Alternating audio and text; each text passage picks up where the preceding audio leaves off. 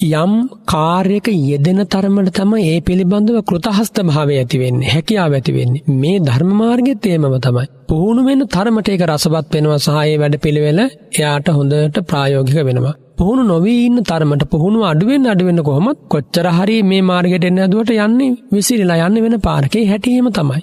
උනන්දු වමනාව තියනවා වගේම වීරියෙන් යුක්ත මේ දෙල යෙදෙන්න ඕනි. දැන් සද්ධා, විරිය, සති, සමාධි, ප්‍රඥා කියලා ඉන්ද්‍රිය ධර්ම 5ක් තියෙනවනේ.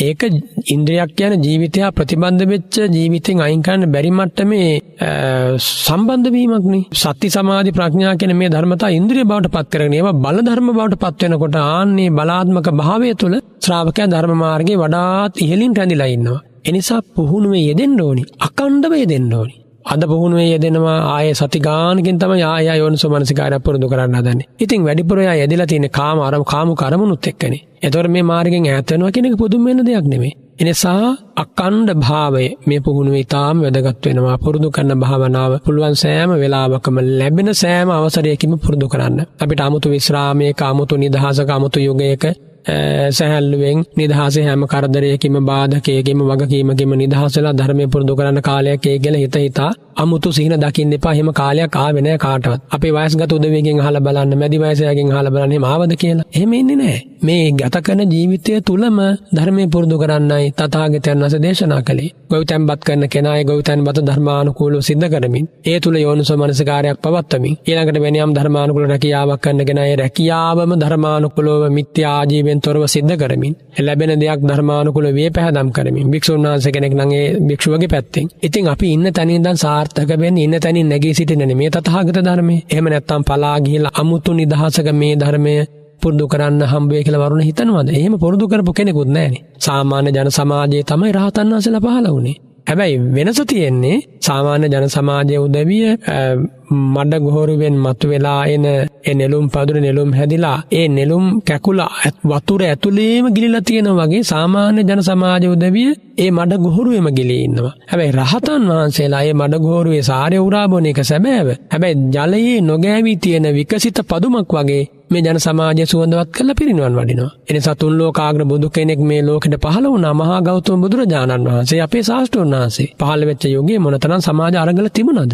මොනතරම් යුද කලකෝලහල තිබුණාද? මොනතරම් මිනිසුන්ට පීඩා තිබුණාද? කඳුළු තිබුණාද? කොච්චර ප්‍රශ්න ආවද? ලෙඩ රෝග තිබුණාද? දුර්භික්ෂ තිබුණාද? ඉතින් හැම දෙයකටම තථාගතයන් වහන්සේ සැනසිලිදායක මාවතක් විවර කළා. මේ හැම සිදුවීමක්ම මැදින්, හැම සමාජ සංසිද්ධියක්ම, හැම සමාජ බාධකයක්ම, හැම සමාජ තත්වයක් ඔය තියෙන සමාජයේ බෙදුම් සිඳුම් කැඩුම් ඔය හැම දෙය අතරින්ම නිවන් මඟ මතු කරලා දුන්නා. ඒ නිසා අපි ඒ දහම ජීවිතේට ගල්ප ගන්න ඕනි වරුණ. එදා වගේම අදත් කොයි කාලේ බැලුවත් ඉතින් අපි ජීවත් වෙන ලෝකේ ප්‍රශ්න තමයි ඉතින්. ඒම මොනව කරන්නද ඉතින් අපි ලබා උපන් ලෝකය තුල මේ අරගල මේ අරබුද කවදත් තියෙනවා. ආයේ නැති වෙන යෝගයක් කියලා එකක් එන්නේ නැහැ. අපිට හිතෙන්න පුළුවන් තථාගතයන් වහන්සේ කාලේ නම් ඉතින් හැම පැත්තෙම හැමදේම 100%ක්ම සම්පූර්ණ වෙලා තියෙන්නේ නැති කියලා. එහෙම හිතන්න එපා.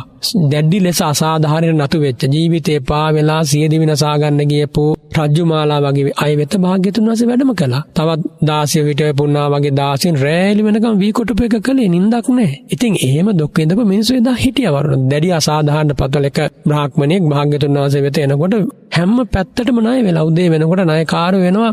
කර ගියා ගන්න දෙයක් නැහැ. කන්න දෙයක් නැහැ. ගෙදර තියෙන වී කූඩවල වී හිස් වෙලා නිදා ගන්න විදියක් නැහැ. හැම පැත්තෙම අන්ත අගාධයට වැටිච්ච වෙලාවක භාග්‍යතුන් වහන්සේගෙන් පිට ලබනවා. ඉතින් ණය බරද හැම ප්‍රශ්නයක්ම එදත් මිනිසුන්ට තිබුණා. අදත් අපිට තියෙනවා. මේ හැම දෙය මැදින්ම චතුරාර්ය සත්‍ය අවබෝධයට අවශ්‍ය කරන යෝනිසෝ මනසිකාරය හසුරුවා ගන්න. කෙනෙකුට හිතෙන්න පුළුවන් මොන බණක් අහන්නත් ධර්මයේ හැපෙරෙන්න නිදහස ඉන්න පසුවීමක් තියෙන්න බෑ කාලය ඇඳලා කියලා. එහෙම කාලයක් එයි කියලා හිතනවද? එහෙම කාලය ඇඳලා හිටපු යුගයක මිනිස්සු විතරද රහත් උනේ මඟඵල ලැබුවේ. එහෙම යුගයනුත් මේ ජන සමාජයට ආවා. කරදර බාධක සාපේක්ෂ වශයෙන් අඩු.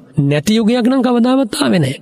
අසාධාරණ 100%ක්ම නැති වෙලා ඔය කියන විදිය සමාජ සාධාරණේ ඇති වෙලා කාටත් සමසේ සම්පත් බෙදී යන ඔහොම යුගයක් මේ මිනිස් ඉතිහාසයේ මානව වංශ කතාවේ කොයි කාලෙද කොයි රටටද ආවේ. එහෙම ඇවිල්ලා නැහැ. නිකන් අමුතු සිහින වලට යන්නේ නැතුව චතුරාර්ය සත්‍ය නැමැති සනාතන ලෝධහම පිළිගත්තා නම් ප්‍රශ්න ටික ඔක්කොම ඉවරයි. ඒක පිළිගන්න බැරි කම නිසා තමයි හැම කෙඳිරි ගෑමක් මෙන්න හැම කෙනෙකුගේම කටින්. ඒක තමයි සත්‍ය කතාව. එහෙමයි සයනස. ඒ නිසාම වෙන්නේ සමහරු මෛත්‍රී බුදුරජාණන් වහන්සේ ඉන්න කාලේ වෙනකොට මේ සියලු දේවල් නැති වෙලා ඒ සුඛිත මුදිත වුණු සමාජය තුළ අපිට නිවන් අවබෝධ කරගන්න පුළුවන් නේ කියලා එහෙම හැඟීමක කටයුතු කරන්නේ. මම හිතන්නේ මේ අවසාන වශයෙන් අපේ ස්වාමීන් වහන්සේ දීපත් කරපු කාරණා ටික පිළිබඳව හොඳ අවබෝධයෙන් යුතුව ශ්‍රවණය කරලා මේක මේ ප්‍රඥාවෙන් මේ දෙස බැලුවා නම් එහෙම මම හිතන්නේ කොයි කාලේ අපිට මේ වගේ ප්‍රශ්න වලට මුහුණ දෙන්නට වෙනවා සසරේ හැටියේයි.